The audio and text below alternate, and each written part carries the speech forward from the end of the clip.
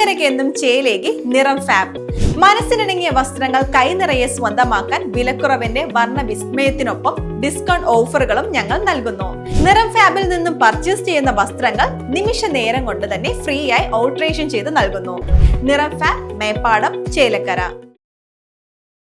BMS Vadakkanchery മേഖലാ കമ്മിറ്റിയും അസംഘടിത ക്ഷേമനിധി ബോർഡും സംയുക്തമായി ക്ഷേമനിധി അംഗത്വ ക്യാമ്പ് 2025 സംഘടിപ്പിച്ചു. ക്ഷേമനിധി executive officer TJ Majeesh camp ഉദ്ഘാടനം ചെയ്തു.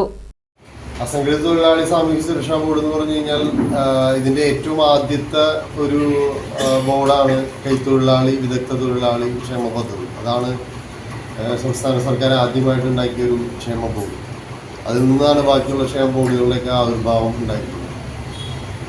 നമ്മൾ ഏത് ക്ഷേമ ബോർഡിൽ നോക്കിയാലും അറിയാം, ഒരു തൊഴിൽ ചെയ്യുന്ന ആൾക്കാർക്ക് മാത്രമാണ് ഒരു ക്ഷേമ ബോർഡിന് നമുക്ക് അംഗത്വം കൊടുക്കാൻ കഴിയുള്ളൂ. ഉദാഹരണമായിട്ട് തയ്യൽ തൊഴിലാളി, ചുമട്ട് തൊഴിലാളി, മോട്ടോർ തൊഴിലാളി, അവർ അതുമായിട്ട് ബന്ധപ്പെട്ട ഒറ്റ തൊഴിലിലാണ് ഒരു ക്ഷേമ ബോർഡ് ഡിസൈൻ ചെയ്തിരിക്കുന്നത്. ജനുവരി 28 ചൊവ്വ രാവിലെ 10 മുതൽ BMS വടക്കാഞ്ചേരി മേഖലാ ഓഫീസിൽ വെച്ചാണ് ക്യാമ്പ് നടന്നത്. അസംഘടിത തൊഴിലാളി സംഘം BMS വടക്കാഞ്ചേരി മേഖലാ പ്രസിഡന്റ് PL സുന്ദര ഗണേശൻ അധ്യക്ഷത വഹിച്ചു.